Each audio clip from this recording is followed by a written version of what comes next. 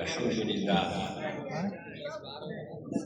لله نحمده ونستعينه ونستغفره ونؤمن به ونتوكل عليه ونعوذ بالله من شرور انفسنا ومن سيئات اعمالنا من يهده الله فلا مضل له ومن يضلل فلا هادي له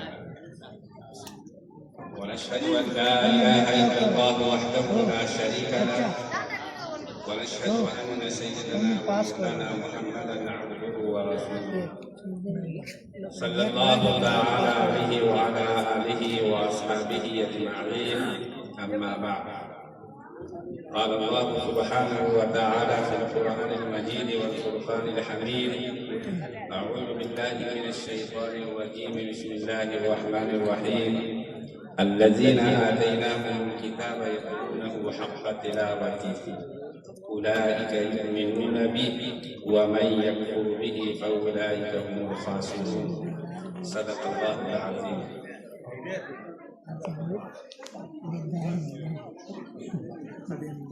اسٹیج پر موجود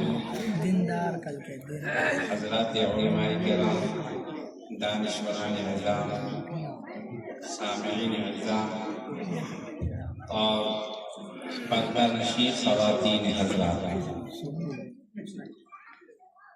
بہت دیر سے یہاں دین کی باتیں ہو رہی ہیں اور الحمدللہ حضرت نائب قاضی شریعت مرکزی دارالقضاء امارت شریعہ فلوار شریف پٹنہ کی خطاب کے بعد اب کسی تقریر کی ضرورت نہیں ہے، اس لیے دو تین باتیں ذہن میں رکھیے، دو تین لائن۔ پہلی بات تو یہ، یہاں جو علماء کرام تشریف فرما ہے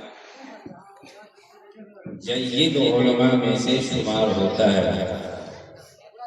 قاری ذاکر صاحب نے بڑی محنت کے ساتھ شورائے اعظام اور علماء کرام کا انتخاب فرمایا۔ یہ اس بستی کے لیے سعادت کی بات ہے، شرف کی بات ہے۔ اتنے بڑے بڑے علماء یہاں تشریف لے آئے، جتنی بھی ناز کی جائے یہ بستی والے جتنا بھی ناز کریں کم ہے۔ ہم اس پورے نبتول والوں کو دل کی گہرائی سے استقبال اور شکریہ ادا کرتے ہیں، مبارکباد پیش کرتے ہیں۔ اور ہمارے مکھیا جی یہاں ابھی تشریف فرما تھے، آئے ہوئے تھے سنتوش جی، یہ بھی قابل مبارکباد ہے۔ مجھے یہ بتایا گیا یہ زمین پر جہاں ہم لوگ بیٹھے ہوئے ہیں اس کی چہار دیواری بھی کروائی گئی بہت کم وقت میں، اور مجھے یہ بھی بتایا گیا کہ مکھیا جی نے اس پورے گراؤنڈ کو تقریباً 400 ٹریکٹر مٹی ڈال کر کے اس کو ہموار کیا ہے، ہم سب کے بیٹھنے سے۔ اس تعلق سے مکھیا جی قابل تعریف ہے۔ اس جلسے کی ایک صدر ہونے کے ناطے میں مکھیا جی کو تمام لوگوں کی طرف سے، تمام علماء کرام کی طرف سے ہم دل کی گہرائیوں سے مبارکباد پیش کرتے ہیں۔ اور یہ بات ذہن میں رکھیے، یہاں مدرسہ کا قیام عمل میں آ رہا ہے، مدرسہ اسلامیہ کے نام سے یہ مدرسہ یہاں وجود میں آ رہا ہے۔ جو لوگ یہاں کے رہنے والے ہیں، جو لوگ میری آواز سن رہے ہیں، میں ان سے یہ کہنا چاہوں گا کہ آپ کی ذمہ داریوں میں سے ایک شرعی ذمہ داری یہ ہے کہ آپ کے بچے اور بچیاں اس ادارے میں تعلیم حاصل کریں۔ یہ آپ کے لیے نعمت ہے، اللہ کرے بات سمجھ میں آ جائے۔ آپ آپ کے بچے اور آپ کی بچیاں ایمان پر قائم نہیں رہ سکتے یا رہ سکتی جب تک وہ دین کی بنیادی تعلیمات سے آراستہ نہ ہو۔ اس لیے یہ فکر پیدا کیجیے کہ جب تک آپ کا بچہ قرآن مجید نہ سیکھ لے اور جب تک آپ کا بچہ یا بچی دین کی بنیادی باتوں سے آراستہ نہ ہو جائے، اس وقت تک آپ چین سے نہیں رہ سکتے۔ ارتداد کی لہر تیزی کے ساتھ پھیلے۔ آپ کے اوپر فرض عین ہے کہ آپ اپنے بچے اور بچیوں کو دینی تعلیمات سے آراستہ کریں۔ یہ آج کا سبق ہے اس جلسے کا۔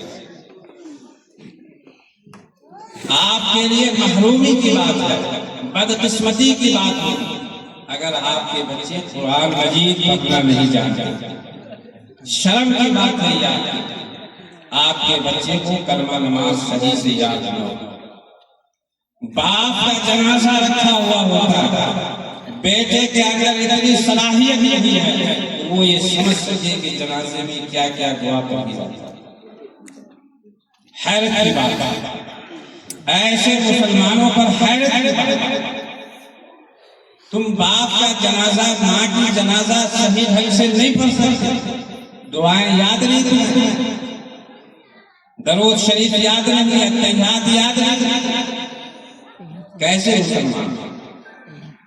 اگر اس سلسلے میں کمی ہے، اللہ نہ کرے ہو، تو اس طرف توجہ دیجیے اور اس بات کو یاد رکھیے، ہماری ماں اور بہنیں یاد رکھیں، اگر آج آپ نے اپنے بچوں کو دینی تعلیم سے آراستہ نہیں کیا تو میدان حشر میں آپ سے پوچھا جائے گا، آپ کا گریبان پکڑا جائے گا۔ اس لیے آخرت کی بھی فکر کی۔ تو نمبر ایک یہ بات وقت نہیں ہے، حضرت قاضی صاحب بھی جائیں گے، ہم لوگوں کو جانا ہے۔ دوسری بات یہ ہے کہ یہ مدرسہ انشاءاللہ عید کے بعد، جیسا کہ قاری ذاکر صاحب کہہ رہے تھے، باضابطہ دارالاقامہ کے ساتھ آغاز کر دیا جائے گا۔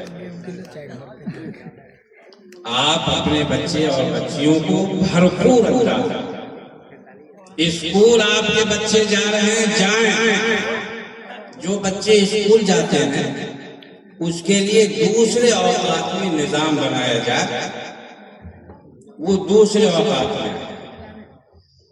اسکول سے ہم لوگ منع نہیں کرتے ہیں، وہ بھی ضروری ہے، یہ بھی ضروری ہے، قاضی صاحب بتا رہے تھے۔ آپ پہلے یہ طے کیجئے کہ ہمارے چھوٹے چھوٹے بچے جو ہوتے ہیں، پہلے ہم ان کو دینی تعلیم سے آراستہ کریں گے، قرآن مجید ختم ہو جائے، ناظرہ پڑھ، اللہ میاں ہمت دے تو حافظ قرآن بنائیے، عالم دین بنائیے، اس مدرسے کو ہمیں آباد کرنا، یہ فکر پیدا کریں گے۔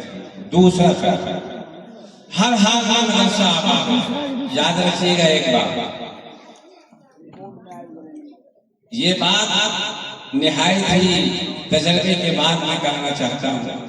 عام طور پر لوگ مدرسوں کی طرف کچھ دنوں کے بعد یا چلنا شروع ہو گیا تو اس کے سوچ میں کچھ تبدیلی آنے لگتی ہے، خبردار ایسا نہیں۔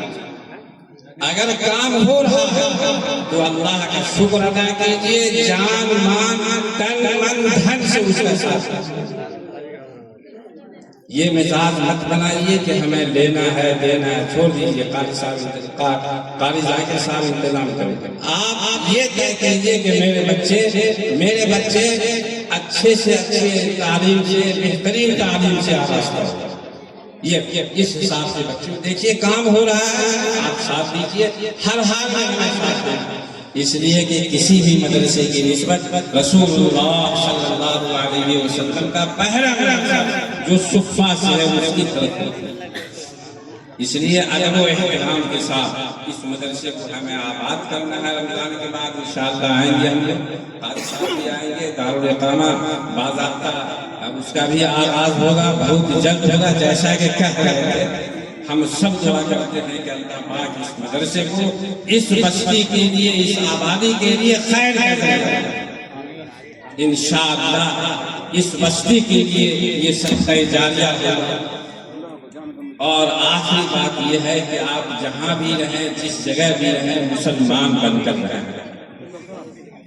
آپ مسلمان ہیں پہلے تب کچھ ہیں۔ آپ یہ ہمت کر لیجئے کہ ہمارے اندر تبدیلی آئے، ہمارے اندر انقلاب آئے۔ حقیقت یہ ہے کہ جب بھی کوئی قوم بے نصیب چھوڑ کر میدان عمل میں آ جاتی ہے تو دنیا کی کوئی طاقت اس کا مقابلہ نہیں کر سکتی۔ اس کی مردانہ ہمت، بے باکانہ جرأت اور قلم دلانہ کردار کے آگے سب جواب دیتے ہیں۔ اس لیے ہمت سے کام لیجئے، اپنی زندگی میں تبدیلی پیدا ہو جائے۔ اس جلسے کے بعد اللہ پاک ہم سب کو جو باتیں کہی گئی ہے اس پر عمل کرنے کی توفیق نصیب فرمائے۔ وآخر دعوانا